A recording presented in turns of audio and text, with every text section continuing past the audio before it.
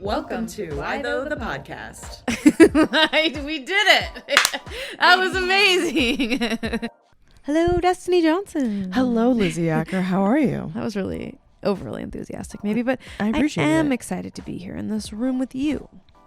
Well, thank you so much. I really appreciate that. It is mutual. It's a very special episode of Why Though the Podcast. It is. It's a double feature for us. This is the second episode we're recording today, and we are doing an Am I the Jerk special. Am I the bad guy? Am I the bad guy? That's right. Yeah, Lizzy's adorable daughter, Nona, calls bad guys, and I think it's very cute. Someone thought they were calling me out on Instagram recently in the Oregonian Instagram reels, commented like, oh, you think you're so progressive and that yet you name your child Nona? That means grandma in Italian, by the way. I was like, first of all, back off, bro. As if Second you didn't of all, know. Hilarious that you think I didn't know what Nona meant. Yeah. Yeah. And also, third of all, you're so progressive you name your child grandma is really funny to me. Like, it's progressives have to come up. If you're progressive, you better come up with a name that no one's ever heard of before, or maybe just name your child.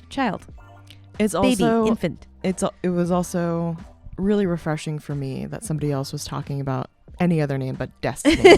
You know?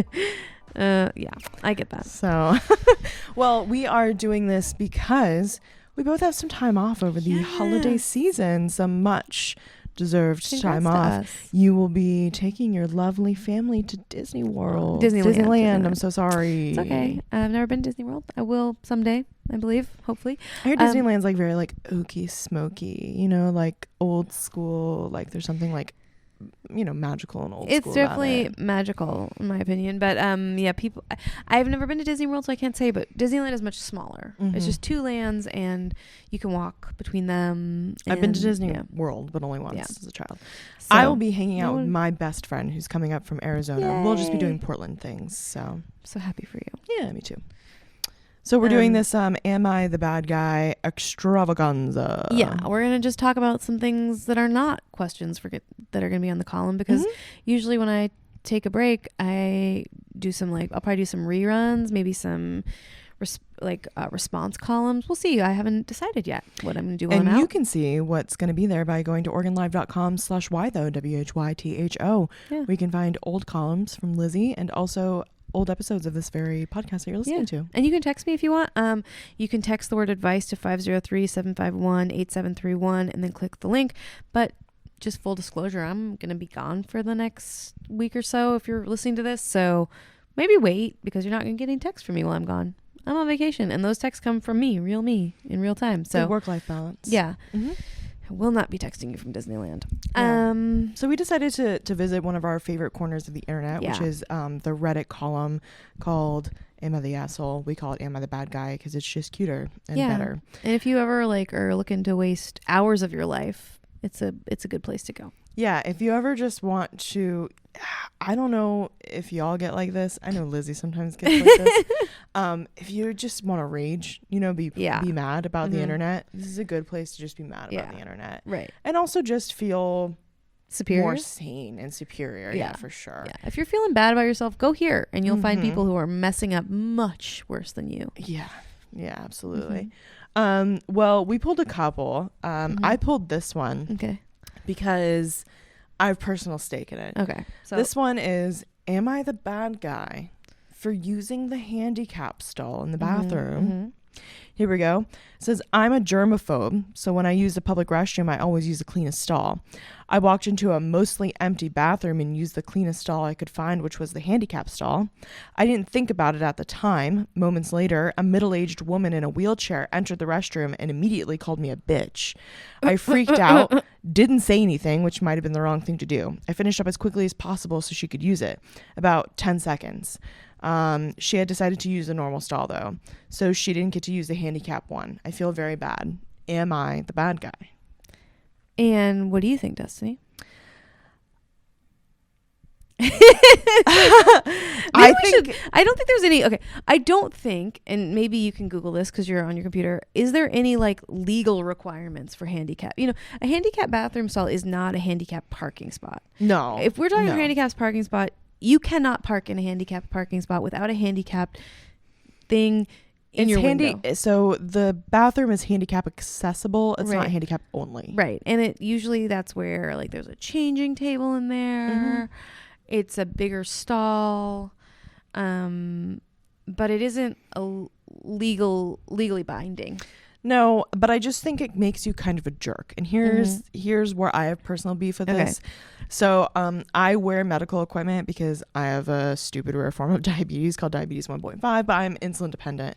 So I used to, before I had an insulin pump, basically like before you, any kind of stress, emotional or physical stress on your body can make your blood sugar go up.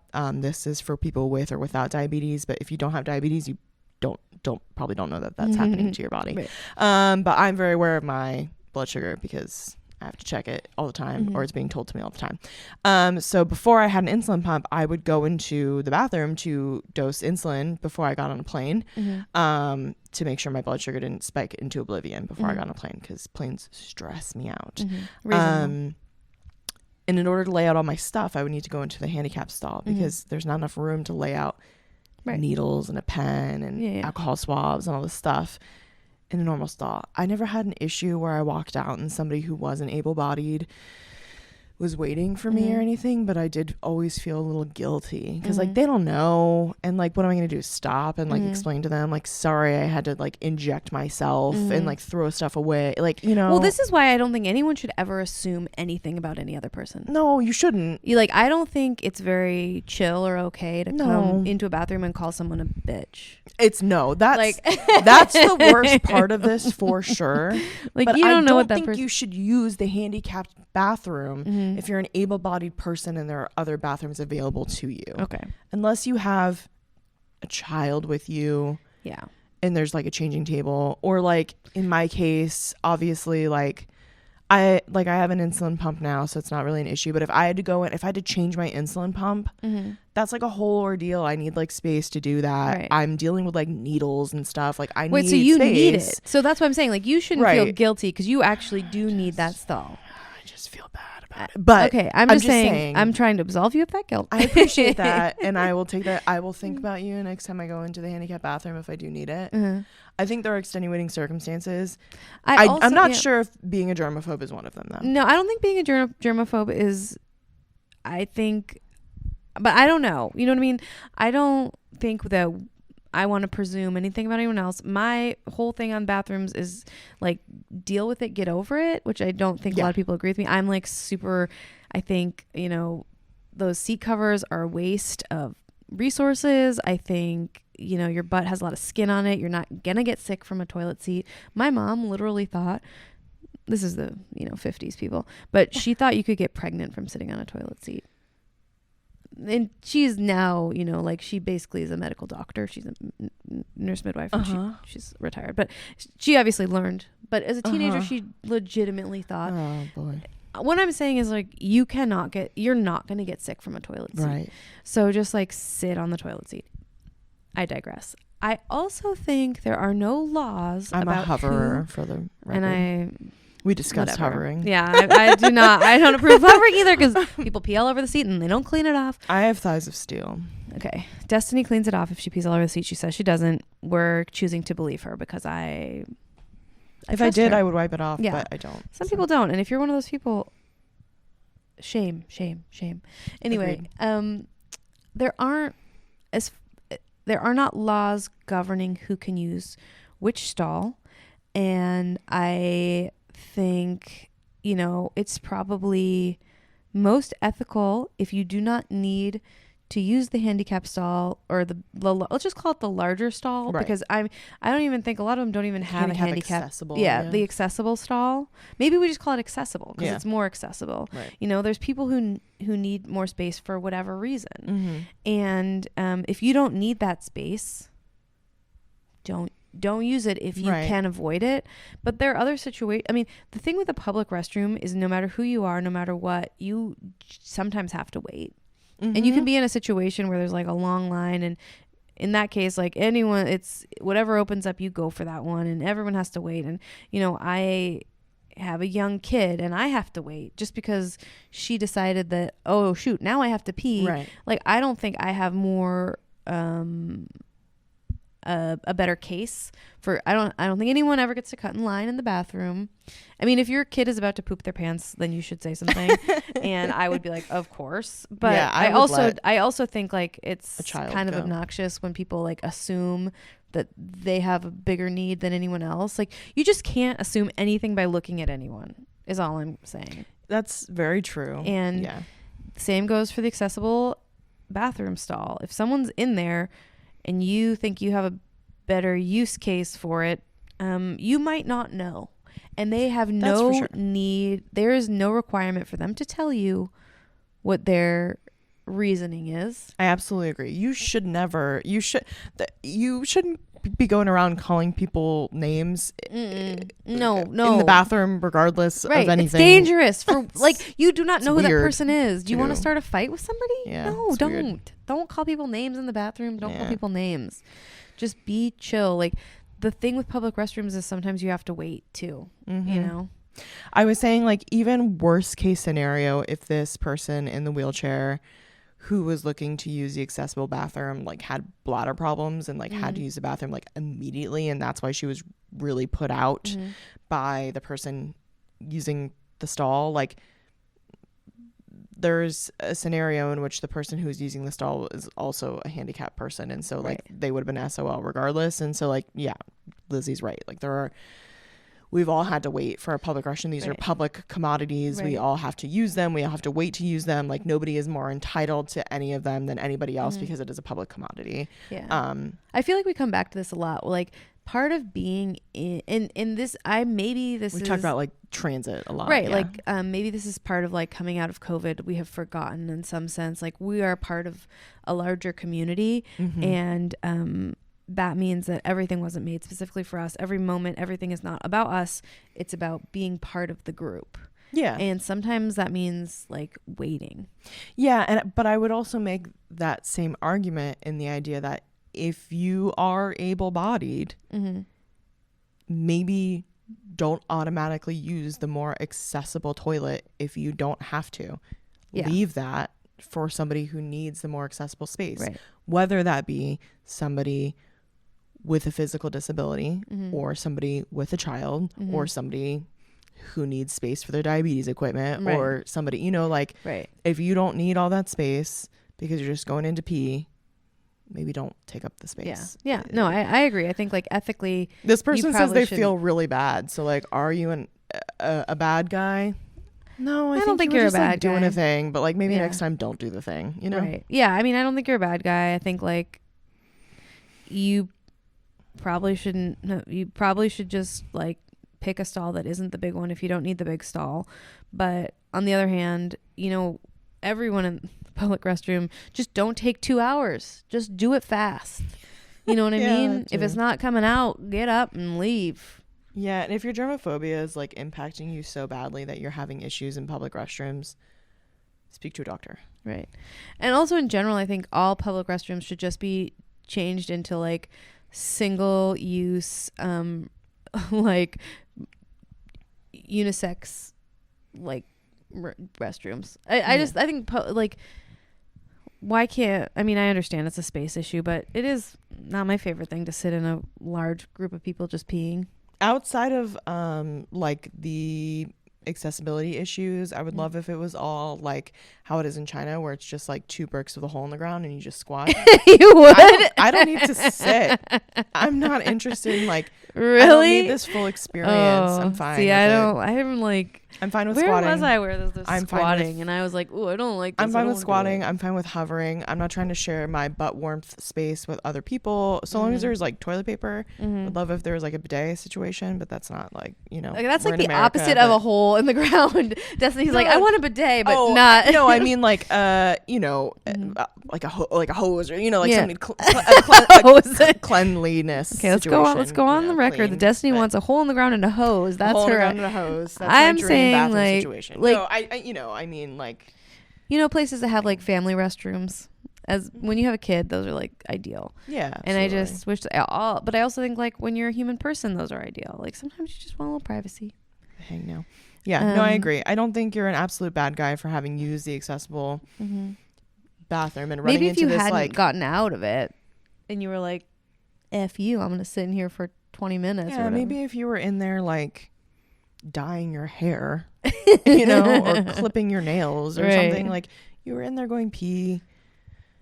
Yeah, is it like a little jerkish that there was other open stalls available to you? Sure. Is it the worst thing that you're going to do all day? Probably not. Bless you. Yeah. I think you can like forgive yourself. Yeah. Okay. I mean, should we do Smash or Pass, Destiny? I think we should Smash or Pass. Yeah, I'm excited for this because I have brought a prop. Yeah. Well, okay, so I brought this book because I'm reading it and I'm like so enjoying it that I was like, maybe I'll have like 2 seconds to read this book. No, I'm not going to. I don't know what I was thinking, but it's called Great Circle by Maggie Shipstead. I'm, partway through, and I got this book. Why did I get it? Oh, it came out in 2021, which is probably why I missed it because I was not reading in 2021. Sure. I feel like, I don't know about you, but there are years of my life where I read like a book a week and years of my life where I don't even read one book. I don't know. I don't know what happened. I know what happened that year. It starts with P of the endemic. And I also had a small child. And there was a lot going on for all of us. But this book is great. What's it about? It has a great cover. Yeah, it's about, it's kind of like two stories, one happening like in present time about an actress who is playing a role in a movie. And then the other story is set in starts in around 1900. And it's the story of this girl who becomes a pilot. And so the actress who's in the more present time is playing the girl who was the pilot in a movie. And, I've read a couple books lately and I've even discussed them on this, recommended them. But I haven't read a book like this good in a little while. The last one I felt this good about was probably Shuggy Bane, but that Shuggy Bane was really intense and difficult. This one there's difficult parts to it, but I just feel like this author is doing such a great job talking about what it's like to be a person. I think that's what I look for in a novel. Sure. And not not making things too nice, or falling too in love with your characters, or making things tie up so nicely. But it's just beautifully written. Obviously she's done lots of research about flying planes. Not something that I'm super interested in, but she makes it quite interesting. Yeah, and I love that. Also being a woman, obviously full a fertile ground for novels. Yes, anyway, not done with it, but really, really liking it. Great Circle by Maggie Shipstead. And since it came out in 2021, it's in paperback. There you go. Which I love. And it's also a Booker Prize finalist, which is, I think, probably why I picked it, because I find sometimes when I'm looking for a new book, I'm like, what do books I love? What awards have they won? Sure. And I feel like the Booker Prize, something works with me and the Booker Prize. I don't know what it is. Literally have done zero research into who, why, what at the Booker Prize, but I found a lot of books I like are either finalists or win that. Just gel with that. I love that. Yeah. Well, another great recommendation from Lizzy Acker for the Why Though Book Club. Yeah. I mean, honestly, we should start it. Yeah. My smash for this week is going to be new makeup. I treated myself to some new makeup. I am a makeup lover. Destiny's lipstick right now is on point, by the way. It's bright pink. So bright. Please, it is a full frontal please assault. Look.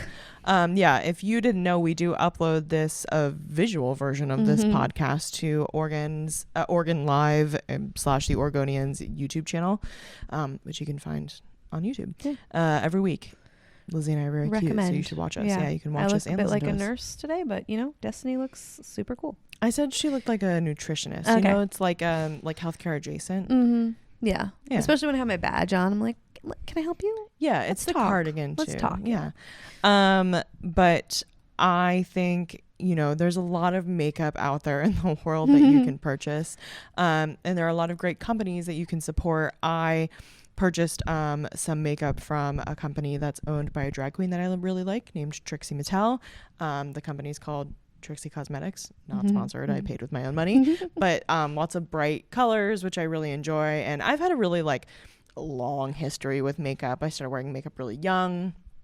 And I started wearing makeup because I had really bad skin that I wanted to cover up. So I started wearing makeup because I was really insecure, and thought that by wearing makeup that people wouldn't know that I had bad skin, which is just like really teenager logic, of course. And then I found it to be like a creative outlet. So as I was going through like my emo phase, like my punk phase, I was like really experimenting with makeup. There's a lot of I've seen the pictures, questionable photos of me out there with just a lot of stuff on my face. It's really come very far, my makeup journey, and now I think it's a lot of fun. I'm not like afraid to be out in the world without makeup on or post pictures of myself without makeup on. I'm very fine with that, and I think that should be part of your makeup journey, is like caring for your skin and being okay without having makeup on. But I think if you like wearing makeup, it should be fun for you, and it is fun for me. And so I bought a whole new eye makeup palette and some new lipsticks, and it's been very fun. So the lipstick, there's others. I mean, I love this one. What are the colors? I bought, so this one is like super pink. I bought some other like nude colors as well, just because it matches with a lot of bright eye colors. So cool. Can't wait to see. Yeah. I am bad at makeup, but I love Destiny's makeup. Thank you so much. Appreciate it. And I've tried. I own some, and occasionally I'll go through phases of like, I should wear makeup, and then if it's not fun, it's not worth it. Yeah. It's not that I don't think it's fun. It's just like I am just like I can't do it. I didn't grow up with a mom who wore makeup, and I didn't grow up with any sisters, and I was a real tomboy, so there was I had no desire to put on makeup for a really long time. It's not like I do now either. It's just, I guess that's who I am. Femininity has a very it's a spectrum, guys. Yeah. it does, like a lot of what I've learned from makeup, I joke and I say I learned from drag queens, but like for me it does feel like performative femininity. Right. Where like drag queen, I look to drag queens who are oftentimes but not always men, performing femininity, performing womanhood. And then they go back to being men. That's not always the case, but often. Yeah. And I thought, if a man could become a beautiful woman, I, a cisgendered woman, can put makeup on and become a beautiful woman. Right. And it does feel performative in some ways, but like in a fun way. Right. You know what I mean? Like I like the absurdity of makeup. Like I'm never trying to go for like a no makeup look. Like I want people to know I'm wearing makeup. Right. If I want to wear a no makeup look, I just won't wear makeup. You know, like I'm wearing a no makeup look right now. Yeah, exactly. So that makes sense. Yeah, and I definitely I feel like that's how I feel about it. Like it feels to me like performing femininity. And when I'm in makeup, sometimes I feel like I'm in drag, and it's not a feeling that I really like. Yeah. I mean,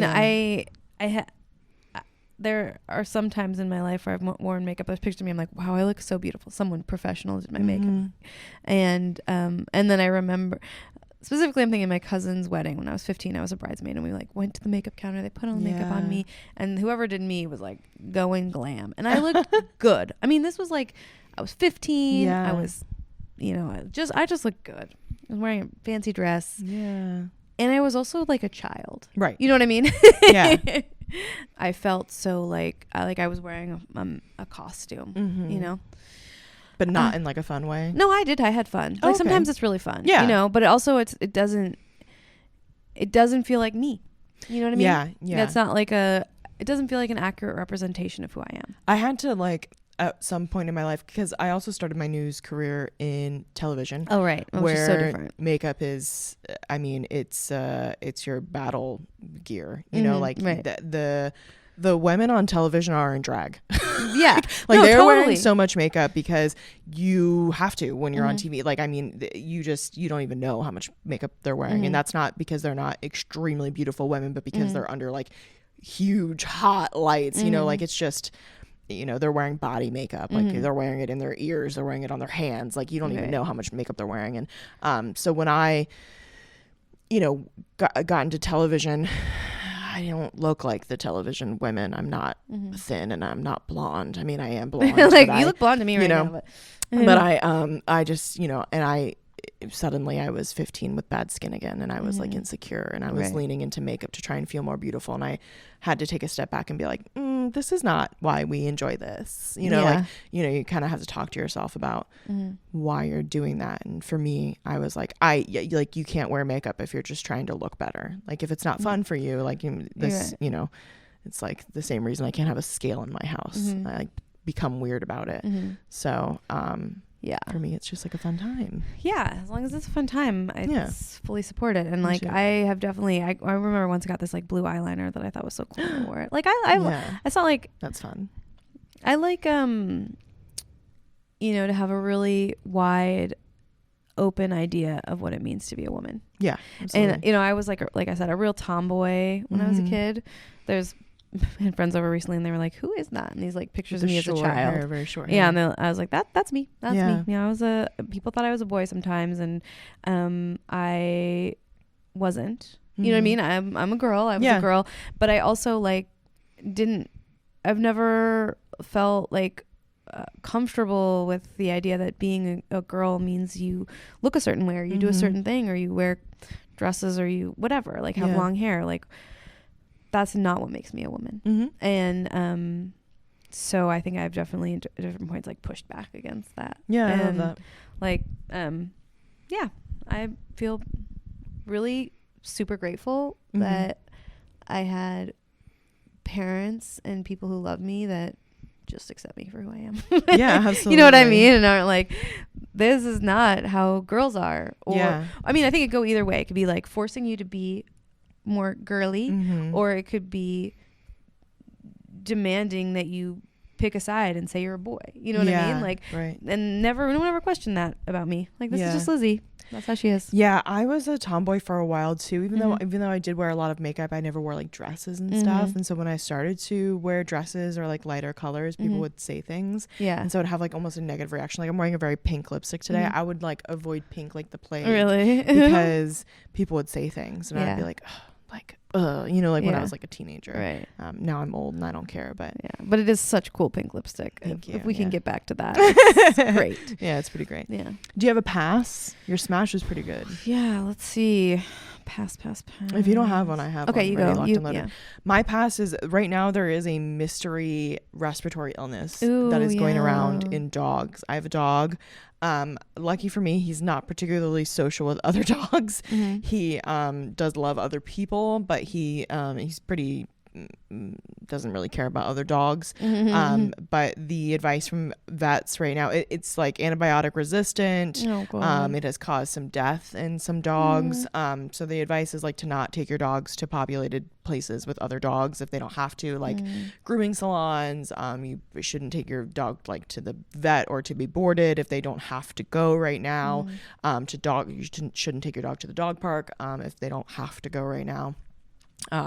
So, you know, my dog gets exercise by getting taken on his solo walk around the neighborhood. So he's pretty chill by himself, but, you know, just keep an eye out for your dog. If they're coughing or whatever, you know, call your vet, keep an eye out for that kind of stuff. But it's just like stressful as a dog owner, to hear that there's something going on right now that's causing dogs to die. I would be very sad. And also like vet bills are really expensive. Obviously it's like exponentially more expensive than like if I were to get sick or whatever. So I worry about it from that standpoint as well. That's fair. But, that's a lot. So keep hard pass safe. On that. Keep your dog safe. Just keep an eye on them. Yeah. I'm not a vet. Call your vet to ask your vet questions about it. Give it a Google. We had some stuff on Oregon Live about it as well. So I was just thinking of one that I don't know if this happens to other people, but sometimes I'll like something will happen and it'll make me upset. And then like later in the day, I'll be going through my day and I'm like, why don't I feel right? Why don't I feel right? What's wrong? I like to have everything like good. You know what I mean? And I was just thinking, I'm going to pass on that feeling. Like I got an email this morning that kind of annoyed me. And then I was driving into work and I was like, why do I feel annoyed? What is it? What is this like sense and like disquiet in the universe that's making me unhappy? I mean, obviously there's like lots of things like that. Sure. I don't know if this happens to you, that I'll be like the thing, whatever it is, a small thing will bother me, and then I like forget about the actual thing, but the feeling remains. Does that happen to you? Yeah. I say it's like an app running in the background, kind of. Yeah. Right. I mean, and there's lots of things right now that are like that. Sure. That are big things. Yeah. But this was just like, this morning I was like, why can't I let it go? You know what I mean? It's like somebody sent me an email. They didn't like something I wrote. Happens to the best of us. Some of us happens to constantly. Not constantly. Actually, it doesn't happen constantly. But it was just like an annoying email. I was annoyed by it. Yeah. And I was like, they're wrong. And then like even after I stopped saying in my head, they're wrong, even after I responded politely to explain why they were wrong. Not really, a little bit. But, you know, that feeling remained of like somebody has wronged me. Yeah. Like, why can't I let it go? I just want to let it go. Like, it's such a tiny thing. This person, I understand where they were coming from. I know why they were frustrated. Anyway, I'm passing on my brain's inability to not just let it go. I don't know. I hold on to things too. I feel like I often am like, you know why I'm good at this job? Because I can take criticism. I don't mind it when people, you know, say horrible things about me. And that's basically true. But then sometimes, and you know what it is? If I'm honest with myself, it's when there's a little kernel of truth to what they said. And I'm a little like, maybe they were a little bit right. That's when I'm like, they're so wrong. I have to prove them they're wrong. I have to prove that, you know. So anyway, I know that's a little window into my psyche right now. But yeah. Anyway, I generally it can be hard as journalists because people have unfettered access to us. So that's like part of the deal, right? That like we are essentially civil servants, and so people can. I mean, all of you listening, you can email us whatever you want. Yeah, please email us nice things. Yeah. Sometimes people don't. Right. And so you know, I always joke and say like, I get a lot of emails that say sent from my iPad. And I say that I will never be disrespected by an email that says sent from my iPad. The truth is I'm frequently disrespected by emails that say sent from my iPad. So, you know, it can be tough. It can be tough, I don't know. But just talking about it helps. Yeah. Now I feel better. And if you want to send Lizzy nice things, if you want text her. You can text me. Text the word advice to 503-751-8731 and then click the link and subscribe. Say something nice. Why don't you? Say something nice. Or, you know what? Say something mean. Just so long as you're not right. I don't care. That's true, yeah. There you go. And we hope that you're all having a lovely holiday season, whatever you're celebrating. We hope that you're with loved ones. I'm spending time with my best friend, so I'm having a jolly time. You're spending time with your family right now. You're having a jolly time. Yes, having the best time, I hope. Fingers crossed. You know, like last year we were planning to go somewhere on Christmas, and I don't know if you remember, every single flight in the whole country got canceled, and you couldn't get another one scheduled for like 3 days. I said I was what did I say? I was going to get some sun in the sanatorium because remember I had almost died, so I was in Florida, so I had no clue what was going on in the world. Yeah, so I'm sorry. But I'm sorry about that. No, but I am glad for you that you didn't have to deal with that. Yeah. I had no clue what was going on in the world. So our Christmas trip, which we're going to leave on Christmas as we are this year, knock on wood, got canceled that day. Oh my gosh! And we had no food in our house because we were going to be gone for a week, and you know, like everything, we had nothing. We had nothing. Oh my gosh! Christmas. And you know, the year before we moved, the day before Christmas Eve. So we had nothing in our house on Christmas, and I'm just not going to recommend having nothing in your house on Christmas. Yeah. Even if you aren't celebrating Christmas, there is only one day of the year where literally everything is closed. Yeah. And that be that day. Yeah, just make sure there's like a cup of noodle or something at least. Right. Yeah. Oh. Well, happy holidays, you guys. Yeah. We will be back. Thank you so much for listening, and we'll see you then. See you next year, 2024. Bye. Bye. Listening to Why Though the podcast. Subscribe for weekly episodes wherever you listen to podcasts, and don't forget to leave us a 5-star review. If you're looking for more Why Though, check out my column that comes out every Tuesday on OregonLive.com. You can support our local journalism by going to OregonLive.com/pod support.